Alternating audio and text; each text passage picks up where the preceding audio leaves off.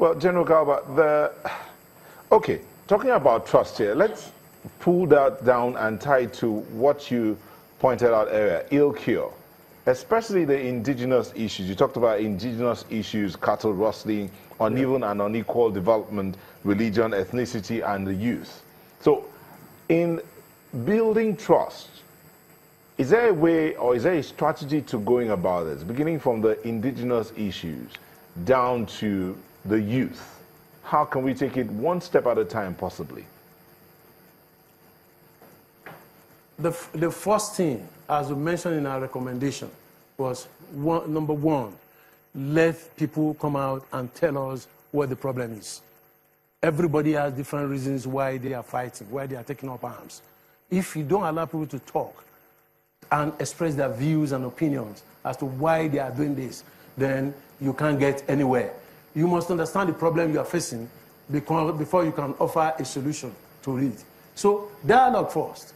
And to build dialogue, if you can't get anybody in Nigeria, you need to look for somebody who will be respected by all parties, who will be viewed as somebody who is not interested in what is happening.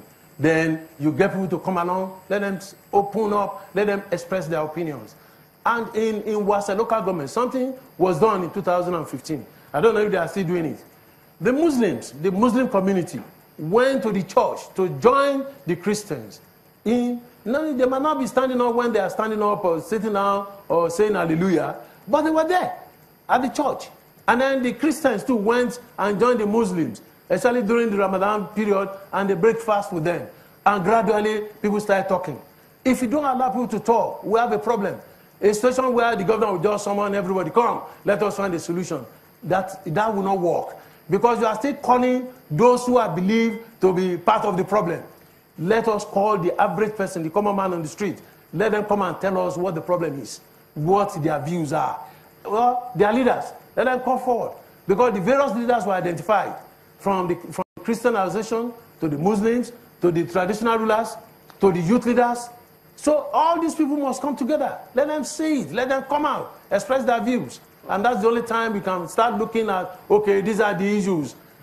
Not local government was created and it was lopsided. So what do we do about that? Oh, this area was much more developed. What caused it? But without that, we will be offering what we believe were the reasons. And then it might not be maybe the problem with the locals. So the locals must do something. They must be involved. That can be taken as a first step. But the second step, which you mentioned in passing, is after getting all those people to talk, they need to implement what they've said. Who's going to implement that? I mentioned earlier that there were 12 commissions of inquiry and nothing was done. So people believe that nobody wants to do anything. Deep-seated annoyance, deep-seated animosity. So if people come out and express their views, you have to start doing something. You have to, the locals have to own the solution. The state government, the local government chairman must own the solution, talk to their people, relate with them. Now what we have is a situation where the state officials, the local government officials, don't even talk, okay, where is the local government chairman in the area where the latest incident? A day or 2 days, that's when he started coming up to start condemning everybody. But where was he? And that had always been the problem. Even in Maiduguri, in Borno State, the same thing. Where are the local government chairmen? We are supposed to be stabilizing, doing stabilization operation, both in the north central, in Plateau, and the northeast. Where are the local government chairmen? They are the ones that are supposed to be at the grassroots level, relating with the average person. But they are not there. They are fighting for autonomy. The people are looking for money, but really they have so much job to do. Well, General, you have been in the thick of things for some time before you went into retirement, and this is not new to you. As a matter of fact, when we listened to that report from Plateau State and those killings that happened, we understand that there was supposed to be a curfew. And in the thick of that curfew, this happened. And the army was supposed to be protecting the lives of those people they're concerned, and that has actually eroded confidence between the locals there and the army. Why do you think that in the heart of a curfew, the people who carried out these attacks were able to get through and the army wasn't there, according to the reports that we had? When you impose curfew. If you impose curfew and you don't impose the sanctions that are required, you don't enforce them, you have a problem. Over the years, the current situation started in January 2010, and we have over 7 years now. So many curfews have been imposed. It will get to a point where people will take, these people are not serious. They take it for granted. And so even in normal situation, you have curfew breakers. And there are rules and regulations guiding the curfew breakers. But when you arrest any curfew breaker, the same people will complain, oh, they are arresting our people, this man was going to look for money to do something, this person was going... So over the years, we lost the edge. What curfews were supposed to do had been eroded. So imposing curfew does not mean anything to the average Nigerian again. Even here in Abuja, impose curfew. People will break curfews.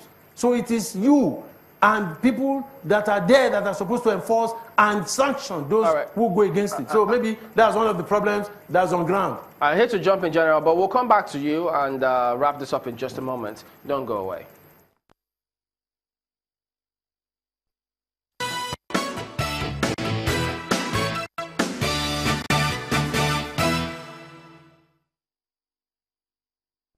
Welcome back. So our concluding thoughts now. Could you then tell us, General Wahab, what do you say to people, just as my colleague Gimba was asking, those who think that, look, they don't think that security agencies there are actually there to carry out their jobs without let or hindrance? The security people there can do so much as to secure people, but the real security is everybody's responsibility. Security cannot just be left to how many people are in the operations, even including those in three division headquarters. Combine all of them together, they are not up to 50,000 to be able to go around all the local governments. Let us even assume that the problem is in 3 or 4 local governments. Those 50,000 cannot be everywhere at the same time. So, to me, the average person needs to be involved. People will keep quiet when they see something that is going wrong. They don't report. You have to find a way of getting information across to those who need information to act. That's number one. Number two, let us not believe that the military will solve the problem in Plateau or in the Northeast, for example. They are to provide the enabling environment for things to work. In Plateau, there was a period of lull for close to 2 years, from 2015 till this year.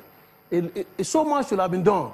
Talk to people, get them to relate, as they were doing in the past. But nothing was done because everybody felt this thing would fizzle away. Okay. So we need to start to be proactive rather than reacting to issues. Until something happens, then we start shouting and running around. So a lot of gamut of activities need to take place. Right. We need to anchor at that point. I can see looking through social media, you've earned the admiration of a lot of people on this subject. But thank you for coming on, Major General Garba Wahab, retired Major General. He was a former Director Operations in the Army Headquarters, GOC 1 Division, also Chief of Army Administration. Thank you for talking to us today. All right, let's move on now and take a look at some comments that have been sent in by you. You have one of them. Yeah, this is from our conversation about the road. And Adeni Olabode, who is an engineer, a member of the Nigerian Society of Engineers, says, I will be direct. FEMA does shoddy jobs. I say with all sense of responsibility, they won't do a good job on that collapsed road at the Biasa-Calabar Road. They have shown inefficiency with smaller roads and potholes around Maraba and Nyanya, that they are not in any way proficient in road maintenance, or rather still, they have allowed corruption to spread tentacles in their fabrics. Please, FEMA should not handle that road. In no time, it will collapse again if they do. Engineer Adeni Olabode, member, Nigerian Society of Engineers. All right. Okay, we've got a caller, Lakbini, who says he thinks that Mr. Ma and Mr. So have made up their minds before coming on the show. We've made up our minds? Yeah, about Mr. Fashola. But, he went on. But, the thing is, look, it's a democracy. We just raised the issues that were put out there and relayed what he has said while we spoke to him. And besides, there are processes that they need to subject everything to before they come up. So ideas need to contend. You don't have to like them. You have to respect them. And that's the way it is. So that's the show today. Thank you all for watching. We'll see you tomorrow. And don't give up on the country. I'm Chamberlain Uso. Never give up. I'm Garba Umar. I'm Nel Tagbe. We have just one Nigeria.